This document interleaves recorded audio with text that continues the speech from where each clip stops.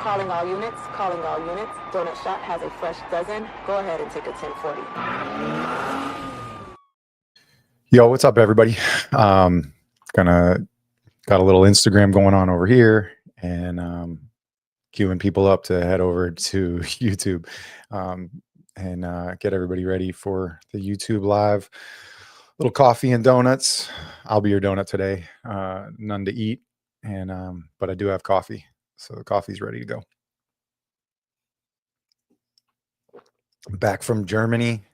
I've had the week off, or I've had off since Monday, and it's been great. So getting back to it, making sure that that I didn't get sick, and then fighting time zone and all that kind of stuff. So, all right, we'll kill off this Instagram stuff and then head over to just be on YouTube. All right, we're here just on YouTube. Yeah, so that's definitely was a thing. Trying to make sure that I'm not going to get sick and everything, and so I had already taken off the couple days. I usually for vacations I usually take an extra bumper day when I'm flying, because you never know with flights if you're going to get jammed up on a flight or held over because of weather or what have you. So I always give myself an extra day and then a day to just like kind of reset, do some laundry, get prepped for the work week. But for this week, I said, you know what? I was 6 to 7 hours away in a different time zone, so I might as well take the rest of the week off. So I took the whole week off, and now I go back to work on Monday, tomorrow. But so I'll get to the trip in a little bit. And first off, what's up? What's up, Weapon Stencils? Thanks for. I figured I'd wear the hat that I got in Germany. So let's see. We'll model it real quick. I'll show you off. It's nice and soft. It's got this rope stuff. I added a little pin there, Bavaria pin. It's got some feathers. I don't have my big feather on there because I do have a large feather that I added that was quite popular. Everybody enjoyed my large feather, and I don't think I poked anyone in the eye with it, but it stuck out pretty far. This is like a nice spoiler or something. So, but first, I want to talk about upcoming episode this week, Tuesday. I'm going to be dropping in the morning the episode with Ed and Desiree from Parlor Donuts in Fort Lauderdale. Awesome donut shop, and they super cool, very nice. I sat down with them in their donut shop and talked to them about the business, about the company, kind of like what goes on with that, and then talk to them sort of about like where they came from. So that's all going to be on that show. You can check that out on Tuesday. And then coming up on Tuesday for that is going to be, I have a giveaway from a couple companies that I've worked with recently. You'll see. So the giveaway is going to be on Instagram, and the instructions will be in there. But for those of you watching this Coffee and Donuts, I'll explain it here. So for the first thing, or one of the things, I got a holster from a company called Sheepdog Holsters. Awesome company. I think he's actually kind of like shadow banned on Instagram because it's not the easiest thing to find. So it's good for people like you and I to share that on Instagram, share his tag. That way people can see his page and get to his page. But he made custom Donut Shop podcast holsters. This is for a 43X. It's very popular concealed carry gun. So I'll see if I can get this to pop up. Y'all can see that the Donut Shop podcast logo is all over. Let me block my face, see if it focuses correctly. I don't know. Pretty cool. You can kind of see it.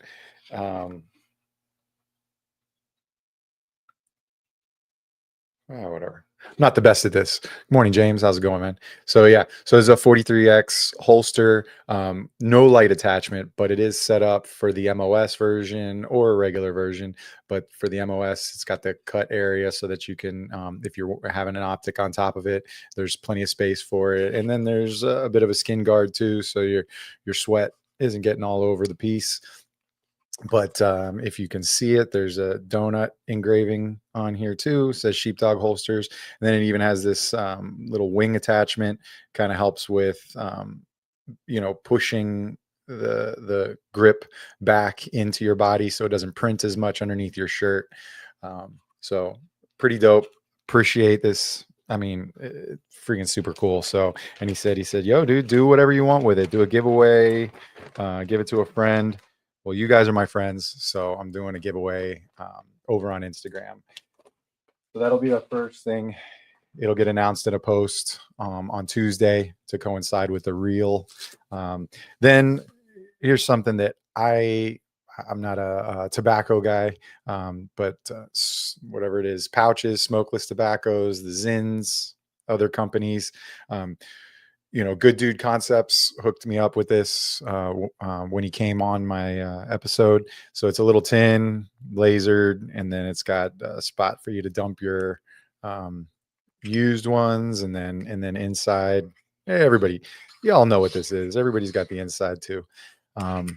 You guys know what I'm talking about. So that one's going to go in the giveaway also. And then finally, there's going to be a Donut Shop Podcast hat, just kind of as a consolation prize. So what I'll have you do is it'll say on the Instagram post, like this post, but go over to those 2 accounts or 3 accounts. Go to Parlor Donuts, go to Good Dude Concepts, and go to Sheepdog Holsters. Give them a like, follow on Instagram. Whatever it is, it's follow on Instagram. Do that, and then come back to that actual post and just say done.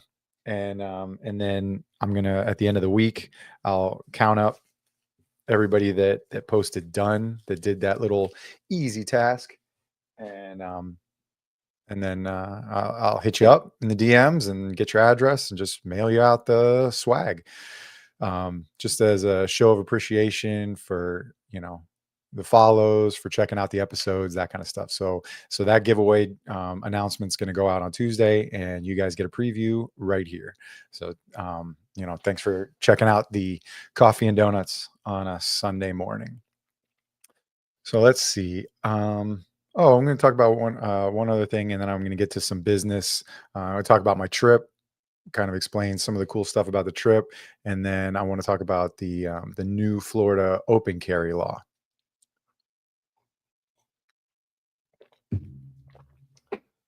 So I have some shirts that are coming, that are going up on the website soon. I don't think I've released them on my website, donutshoppodcast.com, but I kind of got spurred by this design idea and a thought, and it goes all the way back to when I was in the police academy, and the academy advisors explained, so I'm right side dominant. I carry my pistol on my right side. They always say, like, don't carry anything in your right hand while you're, on duty. And I kind of carry that over almost to my real life. Like if I'm carrying off duty, all that kind of stuff, I just, the hand needs to be ready to go for that gun if you need it. So don't be, carrying huge things. Sometimes you got to carry a big box, whatever. But so I set up this shirt. So it says, never eat your donut with your shooting hand. So, very important. Don't get your fingers all covered in sugar, and then get them on your gun. And then the front of it's got, here's the front. Front of it's got, the old school microphone, Donut Shop Podcast, and then of course, counterculture. There you go. So you guys can see it. So shirts are in black. So I have that, and then I have another variant that says, "Don't drink your coffee." What's up, Freedom Matters? Yes, I am a cop for about 96 more days.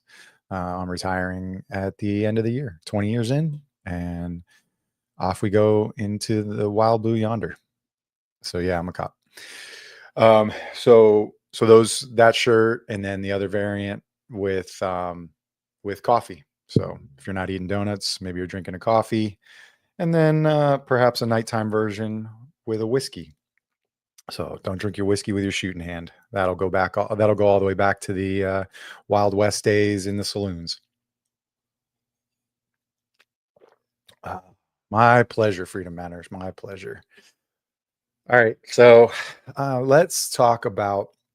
All right. Yeah. So the reason why I'm wearing my hat, recent trip I did with my buddies to the main goal was to Oktoberfest, but part of that part of that trip, when we're trip planning, we're looking at flights to Europe, Delta, United, American Airlines, all that kind of stuff.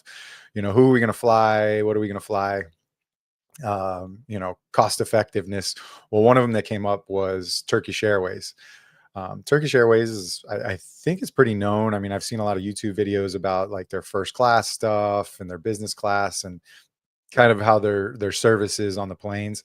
Well, they have a program called Stopover program. When you go on to, when you go on to pick any flight, you can do a one-way trip, you can do a round trip. Well, they have a third tab that's called Stopover.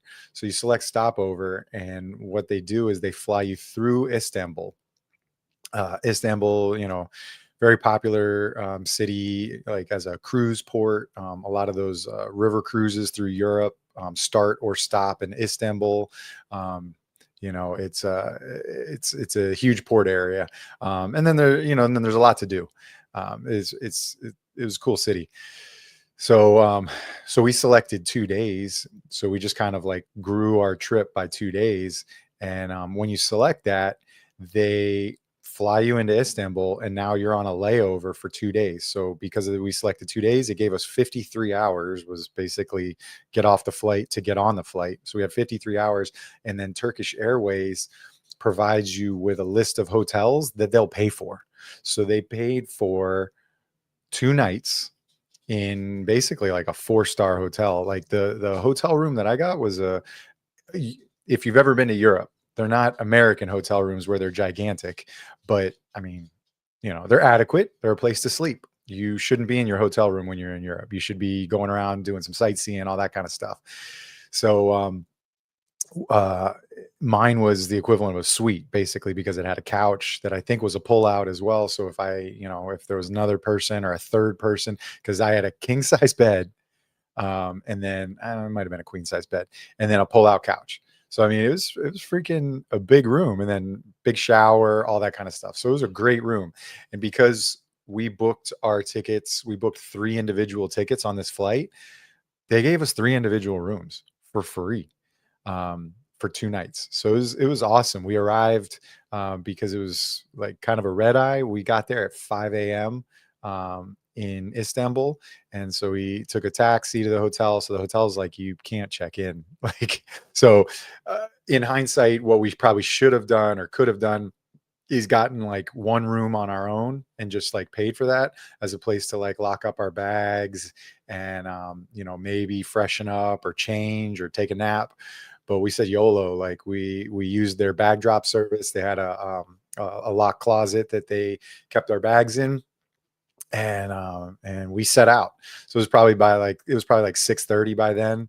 The front desk staff was super nice. They got us tea, which was like scalding hot tea, and then this kind of like sesame bread that we watched the baker walk through to their little restaurant and drop off. So the security guy went and grabbed us some fresh bread. So it was pretty cool. We got that, so a little snack, and then just like took off because we wanted to go. There's there's a lot of mosques, but there's a couple famous mosques, larger ones that are sort of tourist attractions that you can kind of walk around and kind of tour. So we head out, we set out towards that. We realized that it didn't open to the public for like an hour or two. Found a breakfast spot, and we got breakfast and coffee and sort of chilled and wandered around, took in the sights in the area. So it was cool. One of the things that I like to do as a police officer, like when I travel, I bring some spare patches because I know in America, police officers trade patches. I There's a recent one that I got from an officer. So I go around and, especially when I'm in foreign countries, I'll see if they trade patches. Well, I went up to these guys, bunch of guys, a bunch of police officers standing around, freaking MP5s loaded out, all that kind of stuff. And I walked up with one of my patches and I kind of showed it to them, and I'll give them credit. They didn't, I guess they didn't speak any English, and I didn't really practice any kind of like patch trade Turkish talk. But I just showed it to them, and I figured they might understand, especially if they're in a tourist area, that there's been other police officers that have walked up, and they just kind of like looked at me like, probably thinking like, what did this guy find this on the floor and he's just turning it into us? They didn't even know. So I did not get a patch back. I got a lot of curious looks of like, the fuck is this guy doing? So I was just like, okay, later. Um, and then I didn't do it in Germany just because we were so busy. And it was a different scenario. And I have a lot of German patches because I've met a lot of German police officers that have come over to the States and visited, my city and stuff like that. So I've done some patch trades with them to get a few different German patches. But yeah, so it was kind of weird. I was a little bummed I didn't get any kind of like Turkish police patch, but is what it is. Whatever. So yeah, but just to wrap up Turkey was it was fun. We went to the Grand Bazaar is what it's called. It's huge. Basically a giant mall, but a lot of pretty much the same stores. If you've ever been to like Canal Street in New York, you know what I mean? A lot of dupes, a lot of fakes, probably mostly fakes, but all kinds of designer bags, designer shoes, specialty shoes. So of course I needed to partake. I partook and I got me some Travis Scott, um, Jordan Lows. Super excited about them. They're really comfy. I ended up getting when I got home, I got some new insoles to trade out for the cheap insoles that they had in there. And man, like I'm sold. Like these things were a great price compared to the secondary price that you're going to pay for, Jordans, and they look spot on. I've talked to a lot of shoe heads, and these things look spot on. So I'm sold on them. So thank you, Turkey, for that.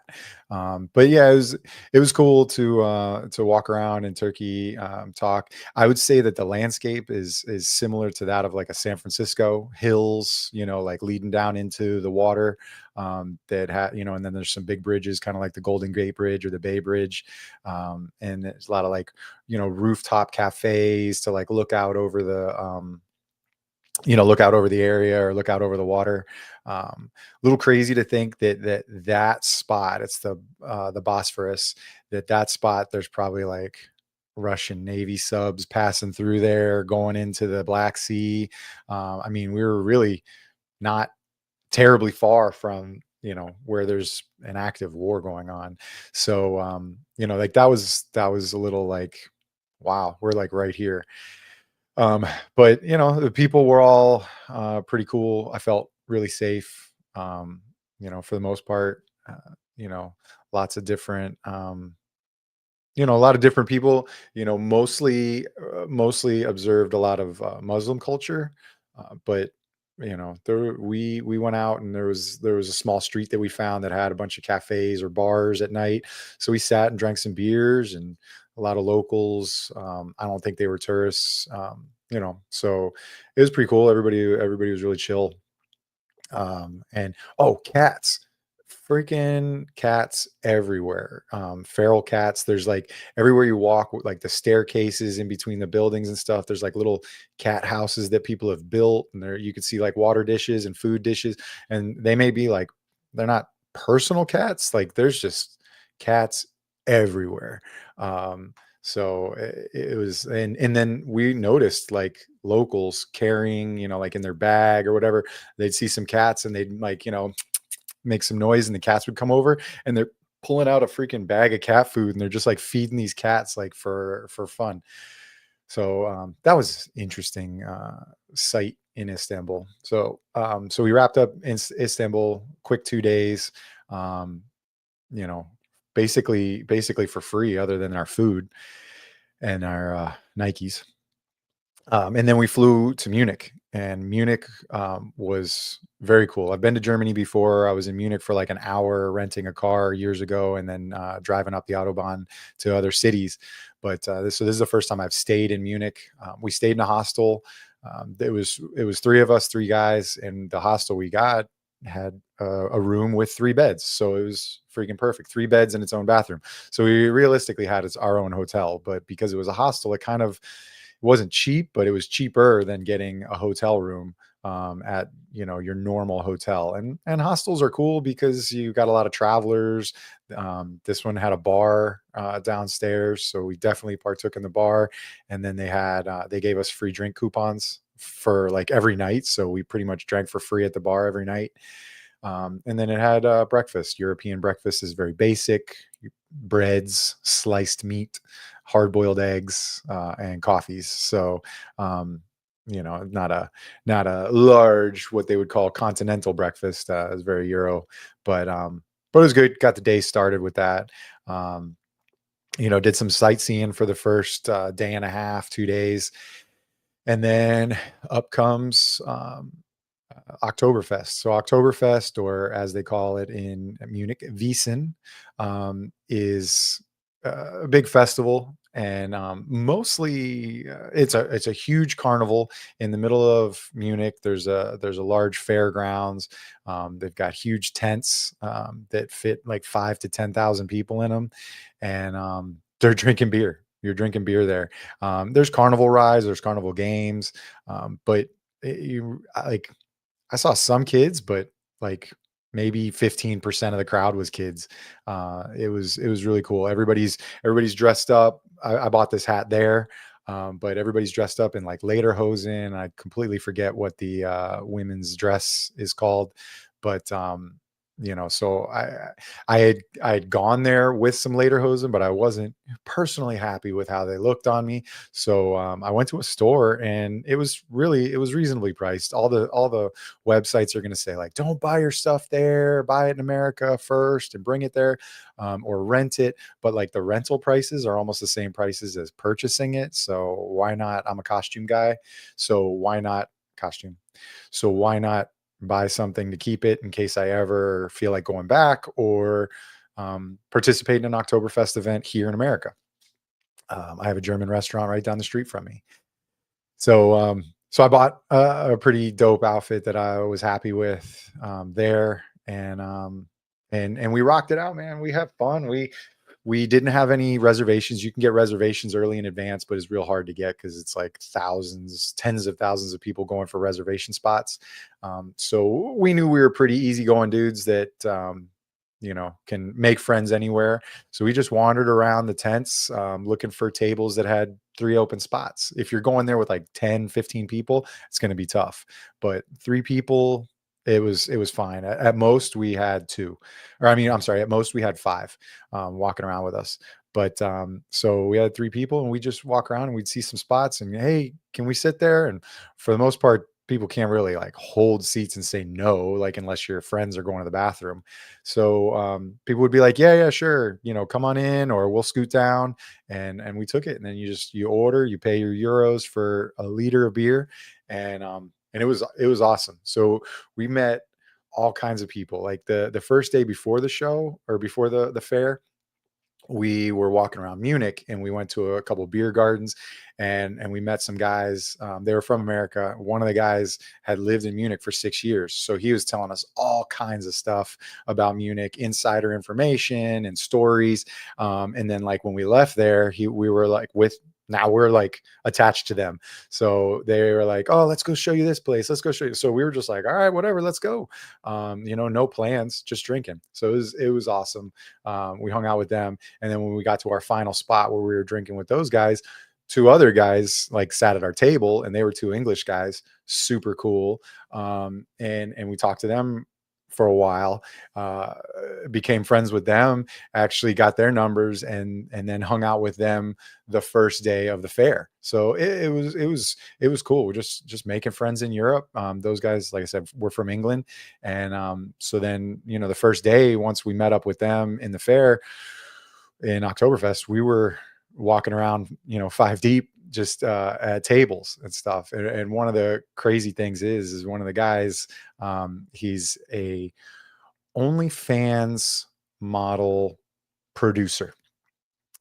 So he has a company where he uh, recruits, or OnlyFans models will come to him, give him their photos, and then he does all the rest of the work. He posts it on the various OnlyFans sites. He communicates for them. So for those of you that are OnlyFans fans and you think you're talking to the model, you might be talking to him. Um, and so, and he does all this communication, all this like behind the scenes work for them, and then cuts them in 50%. And then they don't have to do much work other than take the photos or film videos, whatever people do on OnlyFans.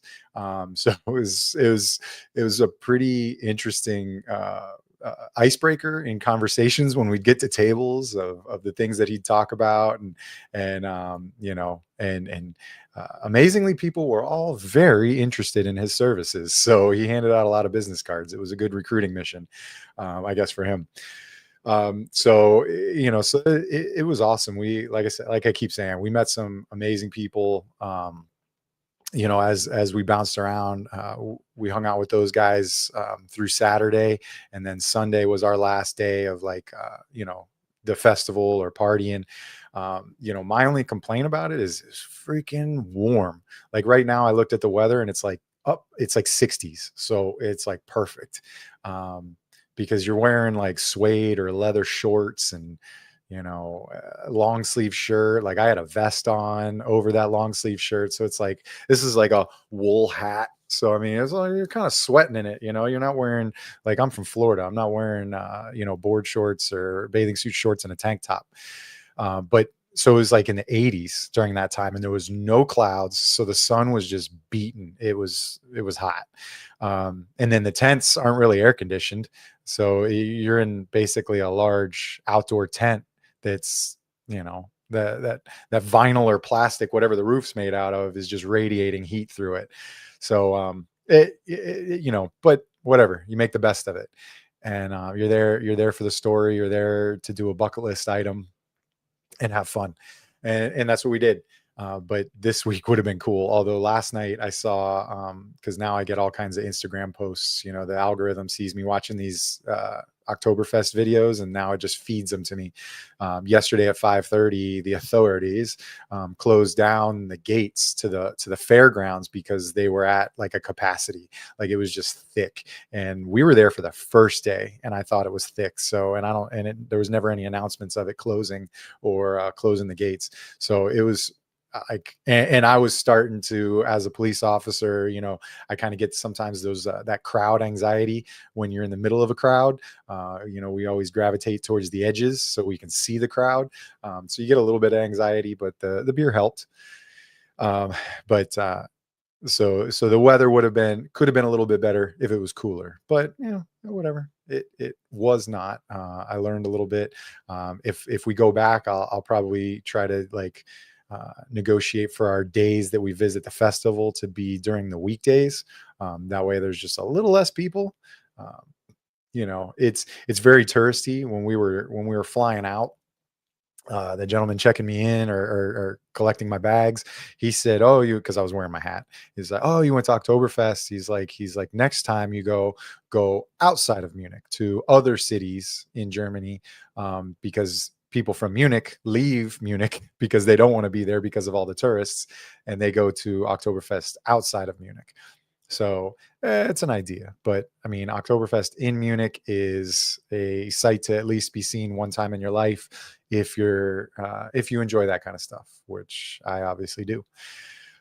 So here we go, another view of my hat, feather, Bavarian uh, pin. I got a few pins. I enjoy pins. They're small and Nice little tchotchkes to buy. All right, so we'll talk a little bit about some current event stuff, law enforcement wise, that I have not been back to work for yet. So I don't even know what they've talked about in briefing. I've missed probably all the good trainings, so I'm going to screw this up probably at work, but um, it makes sense. But and then I'm going to wrap this up and get ready for the gym. Got to hit the gym at 10. So Florida, as of September 25th, um, uh, like the so I think it was the Florida Supreme or an appellate court struck down Florida's open carry prevention. Open carry basically means that you're going to wear a firearm and display it openly.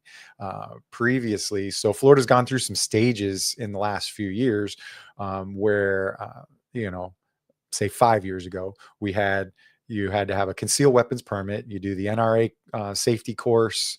You submit your fingerprints, photos, all that stuff to the Department of Agriculture. You obtain a concealed weapons permit. Otherwise, if you didn't have a permit to carry concealed, you couldn't carry concealed. It became a felony. So we, um, and then in that having concealed weapons permit, you didn't have to wait the 5-day cooling off waiting period to purchase a firearm. You were able to just walk out that day, all that kind of stuff. So that was good in my opinion, especially as a police officer. But 2A advocates, which I believe in the Second Amendment, 2A advocates are going to push that there should be no prohibitions towards any sort of carrying of firearms. So in the state of Florida, I believe it was like 2 years ago. It was just after the pandemic type time.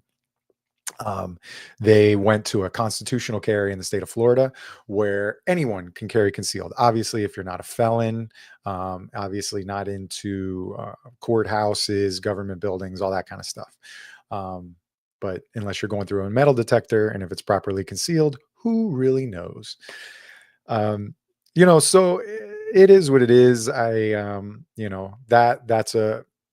now a natural progression to what we have today now, where we have open carry in the state of Florida. And then there's of course some preventions on that. Private property owners can obviously tell you whether they want you to leave or not if you're open carrying, because it's private property. So they're able to ask you to leave. It's not a violation of your Second Amendment. And then government buildings, universities, higher education, schools, all that kind of stuff. You can't open carry, just like you can't concealed carry in those. So there's those kinds of preventions for sure. But I just, I'm more about the element of surprise. Police officers, obviously, we open carry. You can see it. It's part of our uniform. You can see it, but you should hopefully know that a police officer is carrying a firearm. Most of us, Copville might reveal once in a while police officers not carrying firearms, which is always kind of funny. So they, so I don't necessarily I feel like when you're open carrying, you're almost asking for a fight. You're walking around just showing something off. You're letting anybody with ill intentions know, hey, I'm the one that is carrying. Granted, you can probably tell that I'm carrying, with a nice low fade, clean cut, making eye contact with everybody, semi physically fit, standing up straight. I could probably present myself as some authoritative figure, even when I'm off duty. You can't, sometimes it's hard not to do that, especially after 20 years. But they don't know, they can't see it, especially if they don't know what they're looking for. So, but like if I just walked in there and I'm like wearing my gun out, it just, to me, it asks for trouble. Anybody who's thinking about doing something now, somebody's going to argue. Anybody who's thinking about doing something and sees that a guy like Justin is walking around with his gun out could stop me. Maybe I'll think twice about robbing this restaurant. But it also, to me, presents a problem where somebody would or could go, all right, well, that's the first guy I'm going for. If I'm intent on killing or murdering or whatever, that's the first guy I'm going for. And then I'm going to go and go about my business. I'd rather have that element of surprise that you see in a lot of these surveillance videos where a bad guy pulls the gun on the cashier, and we'll call him good guy, comes up, boom, takes him out, because bad guy wasn't even thinking, oh man, maybe that guy's got a weapon. So I'd prefer that scenario rather than like bad guy saying, all right, I see that guy over there has a gun, you know, like I'm going to get in a shootout with him first. Just, hey, my opinion, that's what the internet's for. Opinions, whether they're stupid or not. I'd prefer it to be because then you get these guys that just want to push the envelope, and they just want to try to walk into a police department to get clicks on a YouTube video while they're wearing an AR-15 on their chest, and they want to get police officers, and they want to get into the debate about whether they're allowed to walk into a government building. This is my building, I pay for it with my tax dollars, yada yada yada, all this stuff. So we're just going to feed into these trolls, these arguments. So that's a little bit of my opinion, a little bit of my 2 cents. Again, like I said, I haven't been back to work since this law went into effect on the 25th of the month. It's now September 28th. So it went into effect a couple of days ago. And I'm sure in briefings at work, they've gone over some do's and don'ts. And I'm sure I've got emails about Power DMS telling me I have to sign off on certain policies and this kind of stuff. So that's what we got. So, anybody have any questions or any comments or whatever? Feel free to drop a comment in there if you're watching. Appreciate you tuning in. Um, you know, um, like I said at the top of the show, I got an episode. I 2 weeks off because I was out of town and I didn't have anything banked up. So I recorded it right before I left and didn't have time to finish the edits. I have an episode with Parlor Donuts in downtown Fort Lauderdale. I took my gear and interviewed them at Parlor Donuts, Ed and Desi. It was great interview, cool stuff. Ed's currently an active Coast Guard member, or he's a member of the Coast Guard. He's doing a full career with them. Desi is the baker, a mom. She used to work in food. She was a server, bartender, all that stuff for her life. So we talked a bit about that. And then Tuesday, I'm also going to have a giveaway coming up. It's over on the Instagram, so you can check out the giveaway post, kind of giving you some instructions on who you need to follow, and then and how to enter the giveaway. So that video is going to be on Instagram. It's going to coincide and drop about the same time as the first reel, because I usually, for those of you that don't know, the day of a podcast drop, I drop one reel, and then I usually have 3 total. So then the next day, which would be Wednesday, and then Thursday, I drop reels, just kind of advertising the podcast, hopefully bringing people in so they can check out the full episode either on Spotify, Apple, or even YouTube. So what's up, Jerry? Thanks for the welcome back. Yeah, Tennessee, I'm sure, has open carry. It's crazy, in my opinion. I don't necessarily agree with it. Jerry says he missed the drama from Anti-Hero. I'm repping Anti-Hero right now on the shirt. Drama per se, drama for the drama queens. I wouldn't necessarily say the guys on the show now are drama queens. They're doing good things. I think what's happening is, even though some people are going to, want to see it or complain about it, that it's not happening. Some guys love this special forces drama, but to me, it's getting kind of old. The special forces drama is kind of old. I just want to hear stories from people. That's what my show's about, hearing stories from regular people, from police officers, from veterans. It's just about hearing stories. So I don't need to hear the movie quality stories. I just want to hear somebody's opinions about what they did in their life or what they're doing in their life. People are writing books, people are, fiction and nonfiction.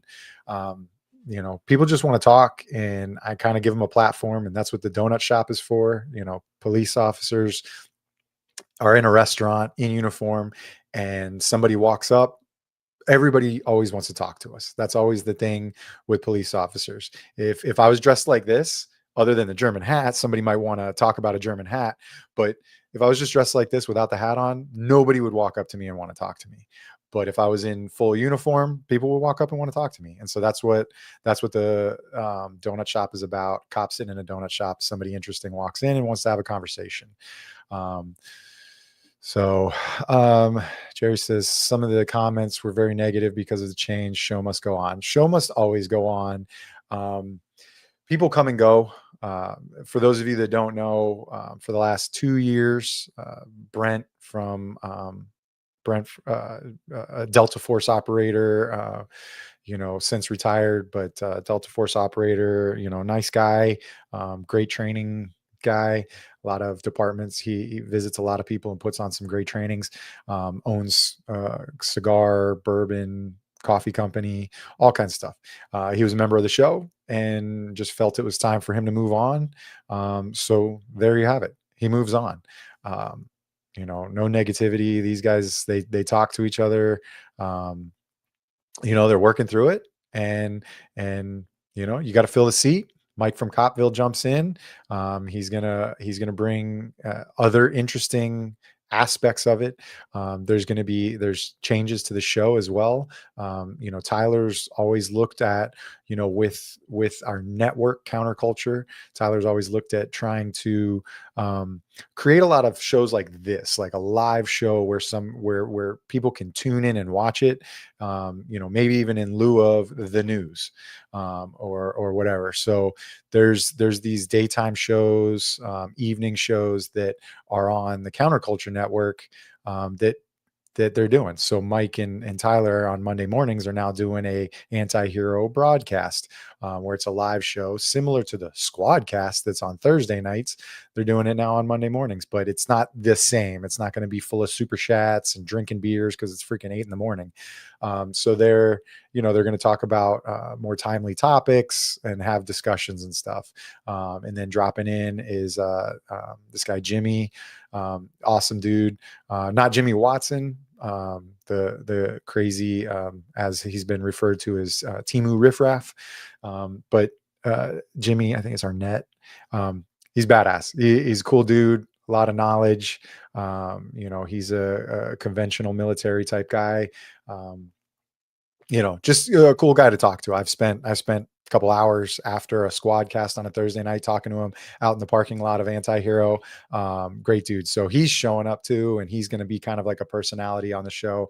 So, I think what people are going to see is they're going to see, just a different type of show as it goes through. And I'm here for it. I'm excited for it. It's dope. So cheers to Anti-Hero broadcast. Here's my coffee. Get some coffee. And I'm the donut today. There's no actual donut to be eaten, so you can eat me if you want. Everybody will love that comment, I'm sure. So, so yeah, so good times going over there at Anti-Hero. The train keeps going and, knocking down barriers, and, people are going to bitch and complain because that's also what the internet's for. Let them. All it does is pour gasoline on the fire to keep things burning, and shoveling coals into the engine of the train. So just keep chucking it in, and your comments just feed the algorithm. Thanks for the views, all that kind of trash. So it's true. So that's how it works. But other than that, if anybody's got any questions or whatever, appreciate those of you that tuned in, and then thanks to everybody who jumped on. I'll drop a couple ads. Don't forget Human Performance. If you're looking for that bump of testosterone in your life, I just recorded a new commercial that I'm putting in the podcast episodes now, and I put up on Instagram. I've gone from 330 in my testosterone up to 900.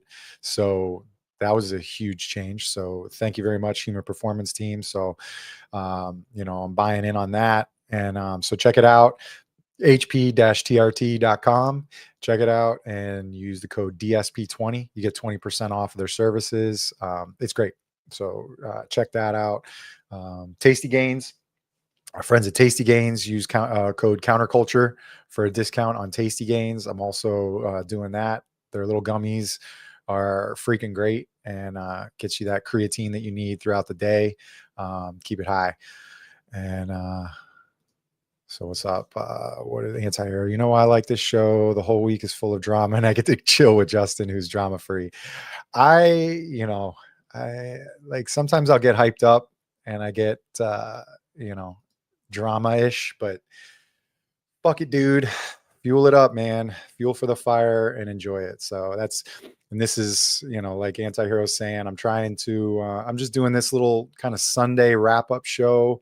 You know, for those of you who just tuned in, I talked about my trip to Germany, Istanbul, Turkey, the upcoming episode I have dropping this week, and then a little bit of open carry law conversation with my opinions. So that's if I actually pay attention and try to have some time. Look at this, I'm at 45 minutes. So here we go. So that's kind of my Sunday show, and that's what I'm going to do on Sundays. So for right now, I think I'll log out. I got to get ready for the gym, go hit it, and I got to finish some more edits for today, get some more reels cut, and and then don't forget, Only Then Honorable podcast also drops on Tuesday mornings. So check out Jimmy and Taylor, Only Then Honorable, only. Other Than Honorable. And this week they have Platinum Mike Perry, bare knuckle boxer. He's also been a regular boxer. He stepped in for Mike Tyson to fight Jake Paul. So check out Platinum Mike Perry on the I can't even talk. Other Than Honorable podcast this Tuesday. So the video's on YouTube, and then the audio will be on Spotify, Apple, all that jazz. So check it out. And then of course, Monday morning, I think it's 8:00. You could fix me on that one, Anti-Hero. The Anti-Hero broadcasts with Mike and Tyler and whoever else is jumping in. That'll be Monday morning. So get all your healthy dose of drama. Tyler's resetting and getting his drama ready for Monday. So 10 a.m. Sorry. So get there at 8 and get really coffeeed up. Get all your caffeine and get ready for the show at 10 a.m. There you go. So fuck me. All right. I'm out of here, everybody.